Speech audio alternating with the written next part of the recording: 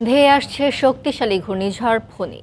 আবহাওয়া অধিদপ্তর বলছে কাল সন্ধ্যা বা এর কাছাকাছি সময়ে বাংলাদেশের উপকূলীয় জেলাগুলোতে প্রবল বেগে আঘাত হানতে পারে সাইক্লোন ফণী। মোংলা ও পায়রা সমুদ্র বন্দরের ৭ এবং চট্টগ্রামে ৬ নম্বর বিপদ সংকেত দেখিয়ে যেতে বলা হয়েছে। আশঙ্কা করা হচ্ছে জলোচ্ছ্বাসের। তবে ঘূর্ণিঝড়টি ভারতীয় উপকূল দিয়ে অতিক্রম করলে বাংলাদেশে আঘাতের তীব্রতা কম হতে পারে বলেও জানিয়েছে আবহাওয়া অধিদপ্তর। বাংলাদেশ উপকূল থেকে ৯০০ কিলোমিটার দূরে বঙ্গোপসাগরের বিশাখাপত্তনম পয়েন্টে অবস্থান করছে ঘূর্ণিঝড় ফণী। কেন্দ্রে বাতাসের গতিবেগ ১৬০ থেকে ১৮০ কিলোমিটার। আবহাওয়া অধিদপ্তর বলছে শুক্রবার সন্ধ্যা কিংবা কাছাকাছি সময়ে ঝড়টি আঘাত হানতে পারে ভারতের উড়িষ্যা উপকূলে। বাংলাদেশে এই আঘাতে সবথেকে ক্ষতিগ্রস্ত হতে পারে উপকূলের জেলা খুলনা, বরগুনা। ঘূর্ণিঝড়টি ভারতীয় উপকূল অতিক্রম করার পরেও বাংলাদেশে আসার সম্ভাবনা আছে। আর যদি উপকূল অতিক্রম নাও করে তাতেও বাংলাদেশে আসবে, যে কোনোভাবেই হোক বাংলাদেশে আসছে।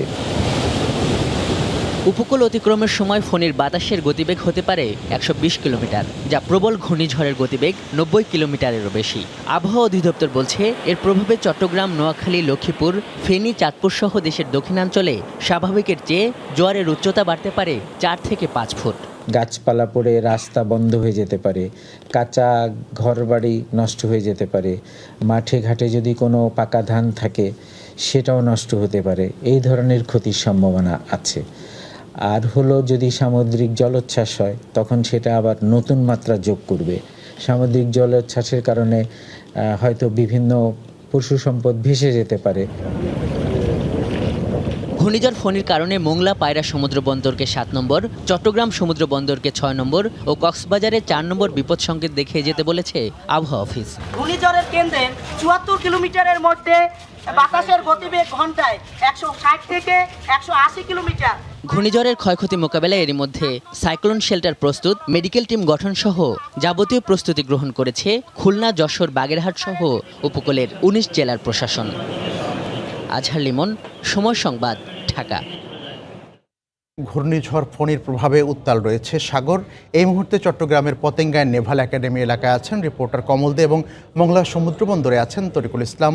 সরাসরি চলে যাচ্ছি তাদের কাছে। প্রথমে আমরা যাব কমলের কাছে। কমল,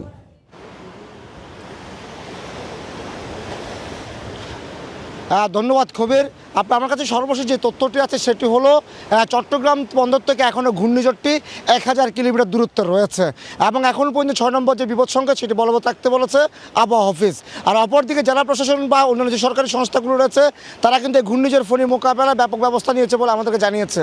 আমার সাথে কিছুক্ষণ আগে কথা হয়েছে চট্টগ্রামের ভারপ্রাপ্ত জেলা প্রশাসক দেলোয়ার হোসেনের সাথে। তিনি আমাদের যে নিশ্চিত করেছেন চট্টগ্রামের যে ১৬টি উপজেলা রয়েছে প্রতিটি উপজেলা একটি করে নিয়ন্ত্রণ কক্ষ খোলা হয়েছে এবং সে সাথে চট্টগ্রাম শহরে একটি প্রধান নিয়ন্ত্রণ কক্ষ রেখেছে জেলা প্রশাসন। এছাড়া ৩৭০০ এই ১৬টি উপজেলায় ৩৭০০-র বেশি যে ঘূর্ণিঝড় আশ্রয় কেন্দ্র রয়েছে সেগুলিকে প্রস্তুত রাখতে বলা হয়েছে যে ঘূর্ণিঝড় মোকাবেলায়।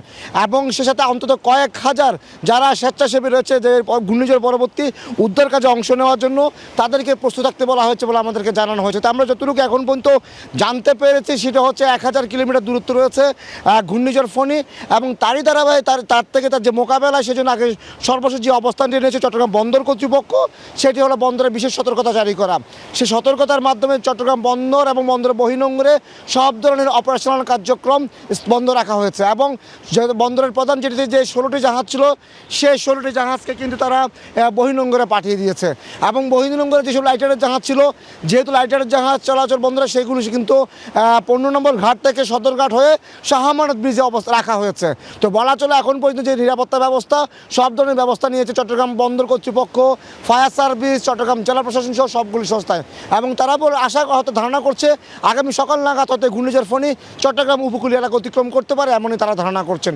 সেই হিসেবে তারা প্রস্তুতি নিতে শুরু করেছেন। তো এখন পর্যন্ত আমার কাছে ছিল চট্টগ্রামে ফণী সর্বশেষ তথ্য।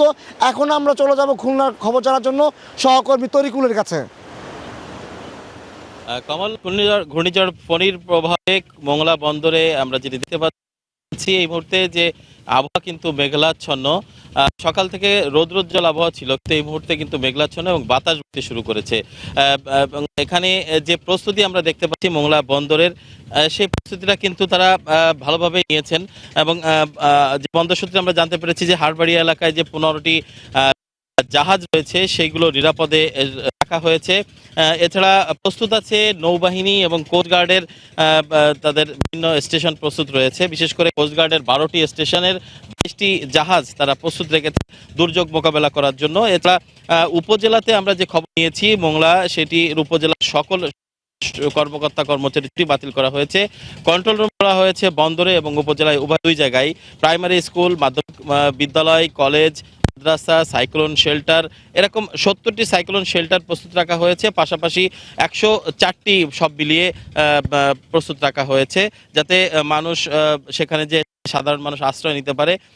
এই উপজেলাতে 1.5 লক্ষেরও বেশি মানুষ রয়েছে, তার মধ্যে 60,000 মানুষ কিন্তু ঝুঁকির মধ্যে রয়েছে এবং এই মানুষগুলোকে নিরাপদে সরিয়ে নেওয়ার জন্য যে সকল প্রস্তুতি সবই কিন্তু তারা নিয়েছে।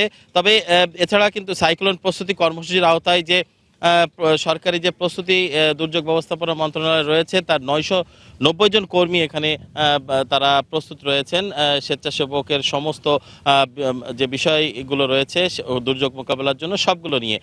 এছাড়া আমরা খুলনা জেলায় যে বিষয়গুলো আমরা দেখতে পেয়েছি, কয়রা, পাইকগাছা সহ উপকূলীয় যে উপজেলাগুলো রয়েছে, এছাড়া বাগেরহাটের শরণখোলা, মোরেলগঞ্জ উপজেলা রয়েছে, সব জায়গায় কিন্তু এই ধরনের প্রস্তুতি রয়েছে। তো সব মিলিয়ে এই ছিল কবির আমার কাছে মোংলা বন্দর থেকে ঘূর্ণিঝড় ফণীর যে আবহাওয়া, সেই আবহাওয়ার সর্বশেষ খবর।